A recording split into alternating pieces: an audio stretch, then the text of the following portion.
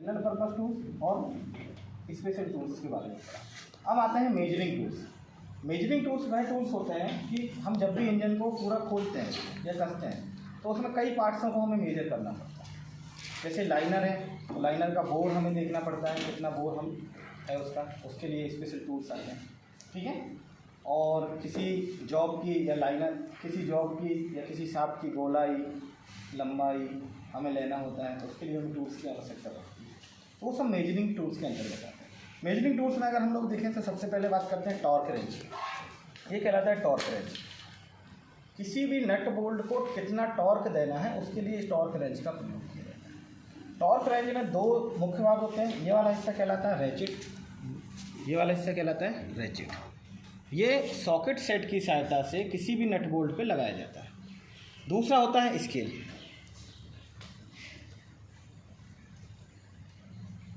इस स्केल पे अगर हम लोग बात करें तो स्केल पे यूनिट लिखी होती है कि टॉर्क रेंज कैसे काम करता है। जैसे यहाँ पर लिखी हुई है यूनिट, क्योंकि टॉर्क हम लोग यूनिट में देते हैं। KG, F, metre, M. दूसरी यूनिट दी है उन्होंने न्यूटन मीटर, एन एम। तीसरी यूनिट दी है L V F foot, L V F inch. 4 unit उन्होंने यहाँ पर दी हुई है। अब इसको सेट कैसे करते हैं वो मैं आपको बताता हूँ। जैसे सपोज किसी नट बोल्ट का टार्क 15 kg पर सेंटीमीटर स्क्वायर है, 15 kg या 15 kg सेंटीमीटर। तो 15 kg में हम लोगों को क्या करना है, मुख्य स्केल के ऊपर देखना है कि इसमें रीडिंग कहाँ तक है। इसकी सबसे कम रीडिंग जो होगी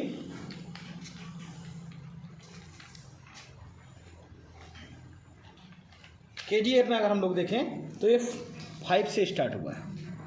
5 से लेकर 9 के बीच में 5 के बाद 5 के बाद देखिएगा 1 2 3 4 एक एक डंडा है, एक एक लाइन बनी हुई है। तो 1 लाइन एक है, 1 kg की है। 5 6 7 8 9, 9 के बाद फिर आगे 12 15। ये वाला हिस्सा कहलाता है 15 kgf में हमें क्या करना है, रीडिंग को सेट करना है, टॉर्क को सेट करना है।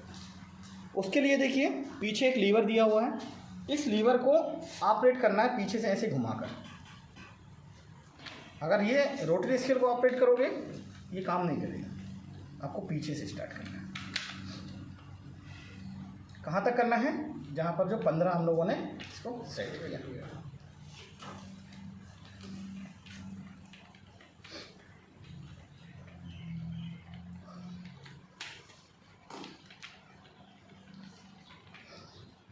ये देखिए मुख्य स्केल की रोटरी स्केल का अगला वाला हिस्सा देखिए, इन दोनों के बीच में ये होगा आपका 15।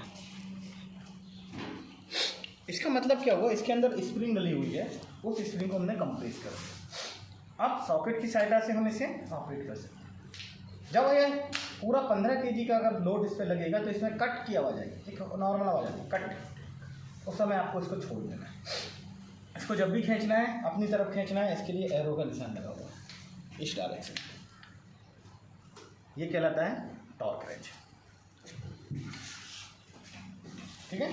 टॉर्क रेंज के बाद सेकंड है ये डेप्थ गेज। गहराई हमें अगर लेनी हो, हमारे इंजन में कहीं भी हमें गहराई लेनी हो तो डेप्थ गेज, ये भी एक स्केल है। इस स्केल पे भी रीडिंग लिखी हुई है। डेप्थ गेज के बाद आते हैं हम लोग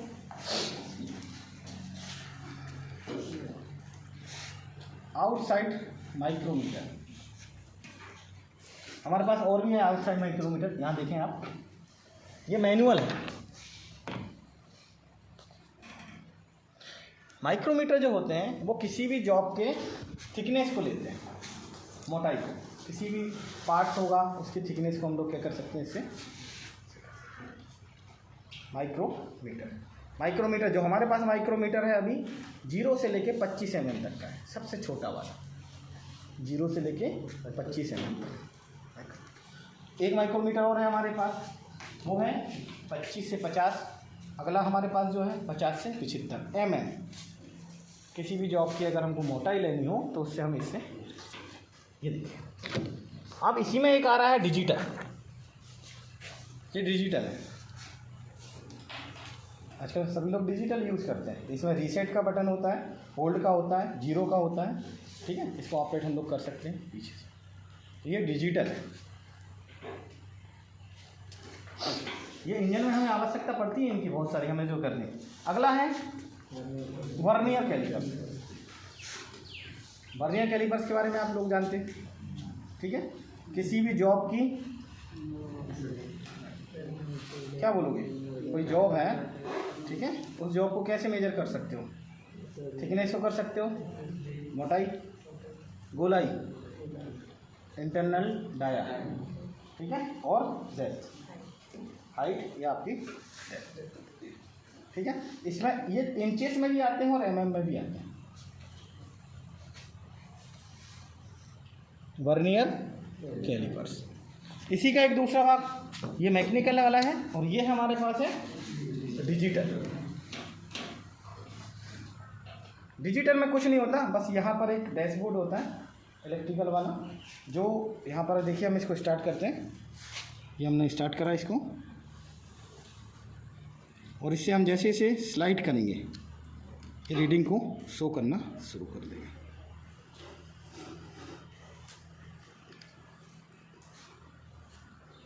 माइक्रोमीटर वर्नियर कैलिपर्स की सहायता से क्या क्या नाप सकते हो आप लोग, ठीक है।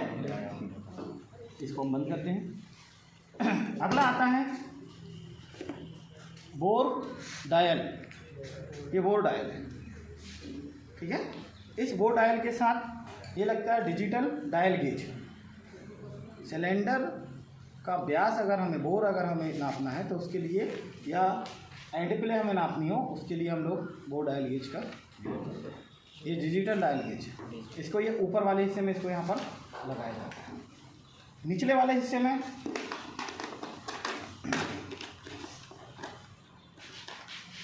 ये स्पेंडल लगती है, ये देख रहे हैं स्पेंडल, इसको यहाँ से खोला जाता है और इस तरह इसको इसमें लगाया जाता है। ये निडल है, ऊपर एक डिजिटल है। इसको अगर हम लोग ऑन करते हैं तो ये यहाँ बताएगा, ये देखिए डिजिटल ऑन, हमने ऑन करा तो एरो बताया ऐसे, ये 0 का एरो,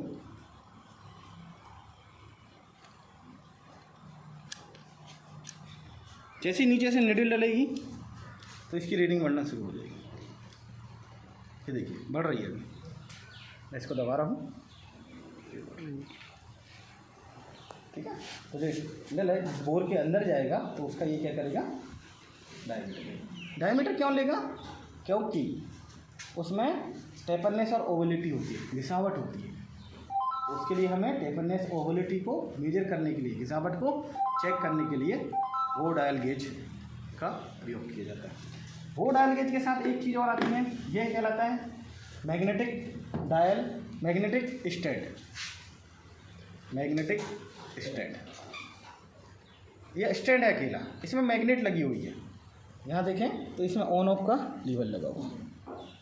अगर किसी लोहे पे हम लोग, अगर देखें हम लोग, ये देखिए, अगर इसको ऑन करते हैं और यहाँ पर इसको लगाते हैं तो ये इस पर जाके लग जाएगा, और ऑफ करेंगे तो ये यहाँ से छूट जाएगा। इसके साथ हम लोग डायल गेज को भी, इंडिकेटर को भी हम लोग लगा सकते हैं। इसके अंदर इसमें जाके आप हम लोग लगा सकते हैं। अगला इसी में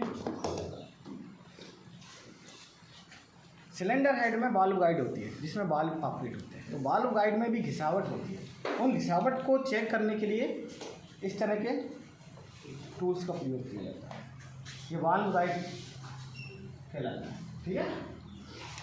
वाल्व गाइड गेज क्या कहलाएगा, वाल्व गाइड, ठीक है। उसके अंदर इसको डाला जाता है और निकाला जाता है, और इसका आउटर डायमीटर हम लोग ले लेते हैं।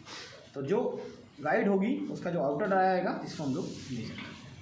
ये हमारे पास 3 कैटेगरी के हैं, 10 से 13 mm, 7.5 mm से 10 mm, 5 से 7.5 और 3 से 5 mm। इंटरनल डाया, आउटर नहीं, वाल्व गाइड का इंटरनल। अगला आता है, देखिए जब इंजन चलता है या कोई पुली चलेगी, ठीक है, तो वो पर मिनट कितने राउंड से घूम रही है, उसके अगर हमें आरपीएम लेना हो, किसी शाफ्ट अगर कोई घूम रही हो तो उसे अगर हमें आरपीएम लेना हो तो उसके लिए हम लोग टैकोमीटर का प्रयोग करेंगे। किसका प्रयोग करेंगे? टैकोमीटर मैनुअल और डिजिटल दोनों आते हैं। अब हमारे पास जो टैकोमीटर है ये दोनों काम करता है, एक कांटेक्ट में आने के बाद भी काम करेगा और एक लेजर बीम से भी काम करेगा। ये दो तरह से काम करेगा। इलेक्ट्रॉनिक है, ठीक है, डिजिटल वाला है। डिजिटल वाला जिसमें 2 पॉइंट यहाँ पर दिए हुए हैं, देखिए आरपीएम लिखा हुआ है और ये डिजिटल वाला लिखा हुआ है। जो आरपीएम लेगा वो 10,000 आरपीएम तक लेगा। इसकी लिमिट हमारे पास कितनी है? 10,000 आरपीएम से। लेजर वाला कैसे काम करता है अगर हम लोग देखें तो आइए हम बताते हैं। अगर फ्लाईव्हील कंटिन्यू घूम रहा है, ये सपोज फ्लाईव्हील हमारा है, ये कंटिन्यू घूम रहा है और इसकी अगर हमको आरपीएम लेना है तो आपको फ्लाईव्हील को साफ करके यहाँ पर एक रेडियम लगाना पड़ेगा, ठीक है। रेडियम लगा दीजिए या मार्किंग से आप व्हाइटनर लगा दीजिए। उसके बाद इस वाली जो बटन है टैकोमीटर में, इसको आपको लेके आना है लेजर बीम पे, और लेजर बीम से जैसे आप इसको दबाओगे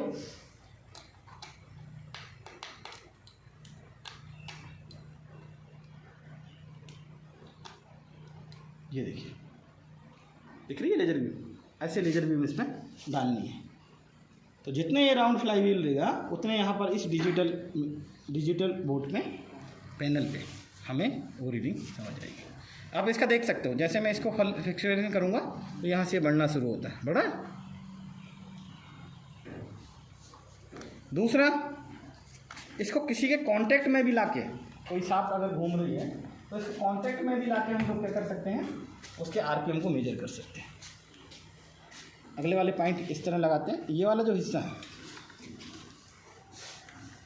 ये कांटेक्ट वाला है, तो उस पुली या सांप पे लगाना है और यहाँ से ऐसे पकड़ के इसको रोटेट करना है। देखो जितना रोटेट करोगे उतना आरपीएम वेरी करेगा।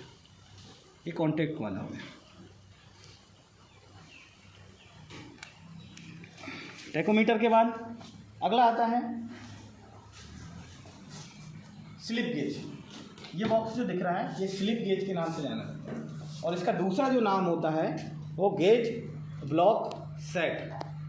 Gauge block set. Gauge block set में होता क्या है, देखिए इसमें बहुत पतली पतली पत्तियाँ होती हैं, ये दिख रही है ना, छोटी छोटी पत्तियाँ होती हैं और अलग अलग थिकनेस की होती हैं, अलग अलग मोटाई की होती है। अगर हम लोग बात करें तो ये देखिए, और जितनी भी थिकनेस है ये mm में, किसमें है? mm में।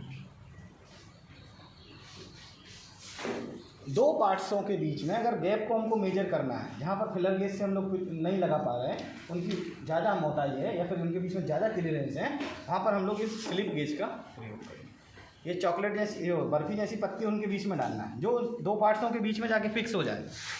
मतलब ये जैसे 2 पार्ट्स हैं, इसके बीच में ये पत्ती जाके फिक्स हो जाए, तो इन दोनों के बीच की दूरी कितनी होगी? जो इसके ऊपर रीडिंग होगी, जैसे 23 mm लिखा है, 23 mm, तो 23 mm इसका होगा। कम से कम इसमें 1 mm, 1 mm से लेके 100 mm तक की हम लोग क्या कर सकते हैं, दोनों के बीच का, 2 पार्ट्स के बीच का क्लियरेंस हम लोग सेट कर सकते हैं। ये देखिए 100 तक है यहाँ पे।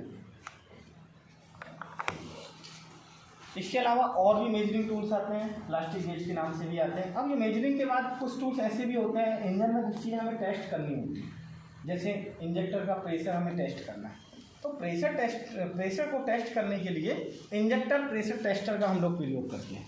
ये इंजेक्टर प्रेशर टेस्टर है। एक देखिए मैनुअल, यहाँ पर एक बार पे लिखा हुआ है इंजेक्टर का जितना प्रेशर होगा, अगले वाले हिस्से में हम लोग इंजेक्टर लगा देते हैं और हैंडल से इस पंप को, ये एक पंप है बैरल, ये वाला जो हिस्सा है ना, ये बैरल प्लंजर एक पंप है, इसको ऑपरेट करते हैं। जितना यहाँ प्रेशर क्रिएट होगा वो डिजिटल इस पर बताएगा।